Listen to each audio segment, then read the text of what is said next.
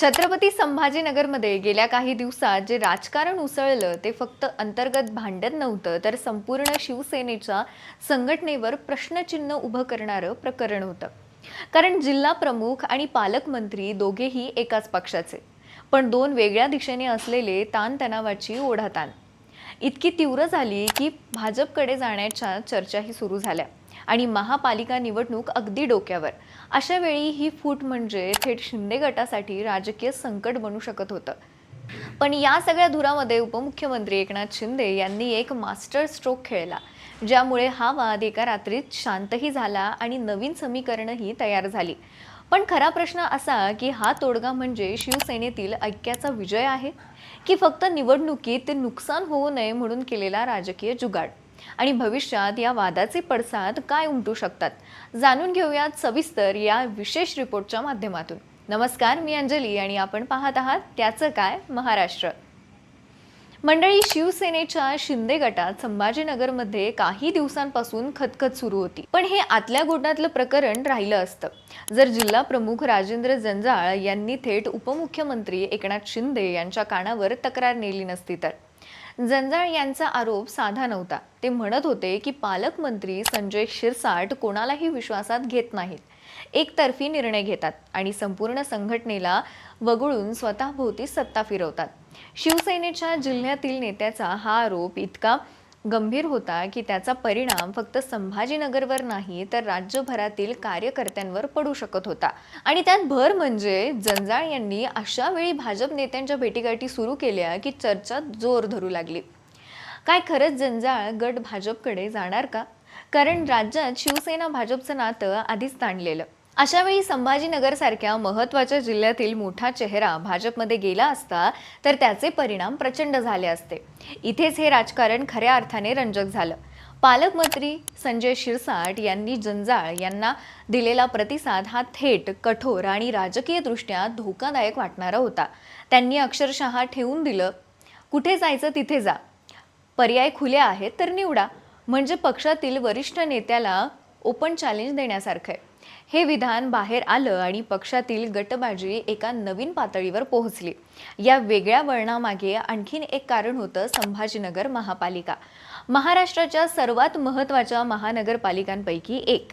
निवडणुका कधीही लागू शकतात आणि शिंदे गटाला इथे भगवा फडकवण्याची प्रचंड इच्छा आहे. पण पक्षातच दोन मोठे गट एकमेकांच्या विरोधात उभे राहिले तर मग सत्ता मिळवणे लांब राहील, तर अस्तित्व टिकवणंही कठीण झालं असतं. जंजाळ यांनी दिलेला संकेतही हलका नव्हता. त्यांनी म्हटलं होतं की त्यांच्यासाठी इतर पर्याय खुले आहेत. महाराष्ट्राच्या भाषेत त्याचा अर्थ आम्ही जाऊ शकतो इतकाच नाही, तर आमच्या जाण्यानं पक्षाला किती फटका बसेल याचा विचार करा, असा होता. राजकारणात दबाव तंत्र वापरण्याची पद्धत नवीन आहे, पण शिरसाट यांनीही मग तेच तंत्र जंजाळ यांच्यावर उलटवलं. म्हणजे दबावास्त्राचा प्रतिदबाव. त्यांच्या भूमिकेत एकच संदेश, तुम्ही महत्त्वाचे असलात तरी आम्ही तुमच्याशिवाय ही निवडणूक लढवू शकतो. पण हा खेळ दोन्हीकडून चालू असताना संभाजीनगर शिवसेनेत अस्वस्थता वाढत चालली होती. यात अजून एक वळण आलं, जिल्हा प्रमुख पदावरून जंजाळ यांना हटवण्याची चर्चा. काही दिवसांपूर्वी हे वृत्त फिरू लागलं की जंजाळ यांच्या जागी माजी महापौर त्र्यंबक तुपे यांची नियुक्ती होणार. जंजाळ यांनी एका मुलाखतीत हा आरोप केला आणि त्यामुळे त्यांचा राग, असंतोष आणि पक्षातील अविश्वास अधिक वाढला. माध्यमांनी जेव्हा शिरसाट यांना विचारलं तेव्हा त्यांनी पुन्हा तेच, वाटत असेल तर पर्याय निवडा. अशा परिस्थितीत नेहमी एकच पर्याय राहतो, तो म्हणजे पक्षाचा सर्वोच्च नेता हस्तक्षेप करतो. आणि या ठिकाणी एकनाथ शिंदे यांनी नेमकं तेच केलं. नागपूरमध्ये हिवाळी अधिवेशन सुरू असताना त्यांनी संभाजीनगरमधील नेते एकत्र बोलवले. संपूर्ण राज्याचं लक्ष विधानसभा आणि विधान परिषदेवरील घडामोडींवर असताना एका खोलीत संभाजीनगरचा ऐतिहासिक पॅचअप घडत होता. या ठिकाणी शिंदे यांनी एक मास्टर स्ट्रोक खेळला. तो होता समन्वय समितीचा. या समितीत पालकमंत्री शिरसाट, जंजाळ, आमदार प्रदीप जयस्वाल, खासदार संदीपान भुमरे, युवा सेनेचे ऋषिकेश जयस्वाल सगळे एकत्र. म्हणजे कोणाचाही निर्णय कोणावर लादला जाणार नाही आणि जंजाळ यांचा विश्वासात न घेतल्याचा आरोप एका क्षणात निष्प्रभ झाला. हे समेटपेक्षा जास्त राजकीय व्यवस्थापन होतं.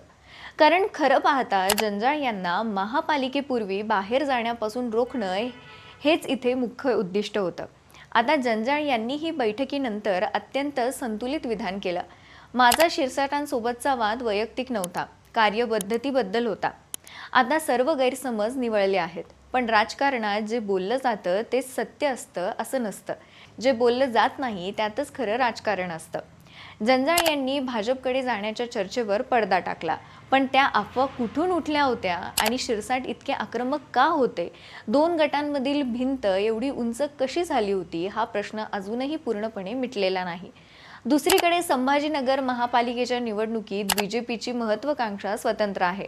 भाजप इथे विध्वंसक ताकदीने उतरणारच आणि जंजाळ हे मोठ्या मराठवाडा चेहऱ्यांपैकी एक. जर ते पक्षांतर्गत असंतोषामुळे भाजपकडे झुकले असते तर त्याचा फायदा बीजेपीने नेमका कुठे घेतला असता हे सांगायला राजकीय विश्लेषक लागत नाहीत. म्हणूनच शिंदे गटासाठी हा विवाद म्हणजे केवळ अंतर्गत ताणतणाव नव्हे तर संभाव्य फुटीचं संकट होतं. त्यामुळे शिंदेंचा हा मास्टर स्ट्रोक एकापेक्षा जास्त उद्दिष्ट साधणारा ठरला. वाद निवळला, पक्ष फुटण्यापासून वाचला, महापालिका निवडणुकीपूर्वी ऐक्याचा संदेश गेला आणि संभाजीनगरमधील नेतृत्व पुन्हा एका धाग्यात बांधलं गेलं. पण या सगळ्यात अजून एक गोष्ट लक्षात येते. या वादावर जंजाळ यांनी प्रतिक्रिया दिली, शिंदेंनी तोडगा काढला, पण शिरसाट यांनी मात्र अजूनही स्पष्ट प्रतिक्रिया दिलेली नाही. ते शांत आहेत आणि राजकारणात शांतता ही कधीही साधी गोष्ट नसते. ती नवीन रणनीतीची सूचकता असते. एकंदरीतच शिरसाट जंजाळ वाद थंडावला असं दिसतंय, पण राजकारणात थंड झालेली राग सुद्धा पुन्हा पेट घेऊ शकते. हे आपण अनेक वेळा पाहिलंय. महापालिका निवडणूक जसजशी जवळ येईल तसतसे या दोघांचे नातं खरं परीक्षेला उतरणार आहे. शिंदे यांचा मास्टर स्ट्रोक खऱ्या अर्थाने यशस्वी ठरला का? की हा फक्त निवडणुकीपूर्वीचा तात्पुरता पॅचअप? आणि सर्वात महत्त्वाचा प्रश्न, संभाजीनगरमध्ये भगवा कोण फडकवणार? शिवसेना की भाजप? की मग अजून एखादी अनपेक्षित राजकीय कलाटणी आपल्याला बघायला मिळणार? तुमचं मत आम्हाला कमेंटमध्ये नक्की सांगा. बाकी राजकारणाच्या आखाड्यात आपली नजर कायम असणारच आहे. तेव्हा कुठेही जाऊ नका, पाहत राहा त्याचं काय महाराष्ट्र.